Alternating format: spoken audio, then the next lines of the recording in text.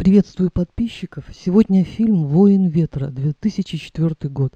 Авторы сценария Ян Юн Хо, Ли Сан Ги, Пак Хак Ки. Режиссер Ян Юн Хо. В ролях Ян Дон Гын, актер-рэпер, и Масая Като, профессиональный игрок в Го, очень известный человек у себя в Японии. Бюджет 6 миллионов. Сборы $1518. Фильм с треском провалился в прокате. Изначально на роль главного героя планировался Рейн, но из-за плотного графика он не смог принять участие. На мой взгляд, это одна из основных причин провала картины. Кроме того, персонаж, кореец по происхождению, добровольно поехал и всю свою сознательную жизнь провел в Японии. Создал свою школу карате Кёкусинкай. Наверное, такой герой не популярен в Корее. Но для японцев он всегда будет корейцем, как говорится, свой среди чужих, чужой среди своих. Сюжет. Я случайно наткнулась на этот фильм на Ютубе, стала смотреть. Актер, исполняющий главную роль, мне совершенно не понравился. Какой-то косматый, нехаризматичный персонаж. Я уже хотела прекратить этот просмотр, но увидела вначале, что это история-биография. Кореец в Японии. Фильтранула в интернете фамилию Ояма, и оказывается, действительно, кореец Чои Йон И, причем не из бедной семьи, в возрасте 15 лет поехал в Японию, чтобы учиться в летной военной школе. Он сменил много псевдонимов. В фильме фигурирует Чои Бедаль, но в Японии он известен как Масутацу Ояма. Смею предположить, что в Корее были небедные семьи, которые в какой-то мере были лояльны к японской оккупации. И Ояма был один из них, иначе зачем бы он поехал в Японию?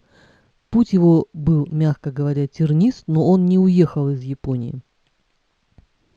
Да, конечно, личность выдающаяся, будучи изгоем, не сломался, создал очень сильную школу карате Кёкусинкай, воспитал сильных учеников. В 1963 году построил штаб-квартиру Международной организации карате. Масутацу Ояма можно назвать одним из самых выдающихся популяризаторов боевых искусств. В 1966 году небольшая команда учеников Масутацу Оямы в составе Куросаки Кандаи, Накамуры Тадаси и Фудзихиры Акио приняла вызов, брошенный представителями таиландского бокса, и в матче с сильнейшими представителями Муай-Тай в Бангкоке одержала победу со счетом 2-1. Поддержав репутацию карате. В 1946 году, подобно легендарному мастеру меча Миямото Мусаси, он решил на время покинуть мир и обрек себя на несколько месяцев добровольного отшельничества на горе Синобу. Там он прожил в построенной своими руками хижине в общей сложности 32 месяца, ежедневно тренируясь. Все это время он упражнялся в тамаси-варе, обрубая ладонями стволы и ветки сосен, и выдержал несколько схваток с дикими зверями. Согласно официальной версии, за свою карьеру Ояма победил на арене 52 быка. Из них 48 он отрубил рога ударом ладони, а 3 убил.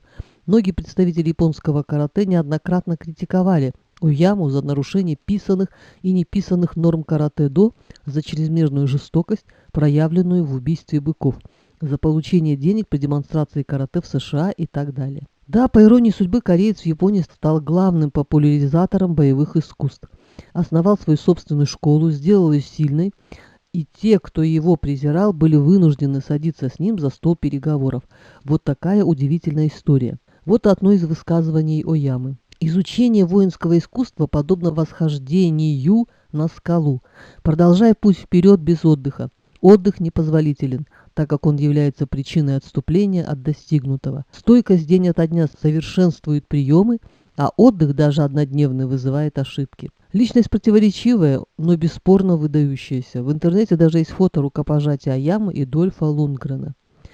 Очень жаль, что фильм оказался провальным. Актер, может, и не харизматичный, но упорство и труд увлеченного человека, персонажа я имею в виду, не могут не вызывать уважения. Когда-то про Южную Корею никто ничего не знал, а вот Япония была на слуху. Кимоно, нетски, карате, самураи, харакири, хокку, икебана, автомобилестроение, бытовая техника, аниме, манго. И, конечно, многие люди увлекались Японией. И, как выясняется, среди корейцев тоже были такие люди. Хорошо это или плохо, не знаю. Но наш герой выбрал такой путь, и это был его выбор. Но добиться такого успеха не просто в чужой стране, а в стране, где тебя презирают, это дорогого стоит. А может, он добился успеха именно потому, что всегда шел против ветра. Хотелось бы отметить, что не сам фильм произвел впечатление, а история-биография, рассказанная в ней. Но я благодарна создателям фильма, потому что я могла благополучно умереть, так и не узнав, что был такой боец, кореец по происхождению с японским именем, прославивший японское боевое искусство. На этом все. Всем здоровья и удачи. Подписывайтесь на канал.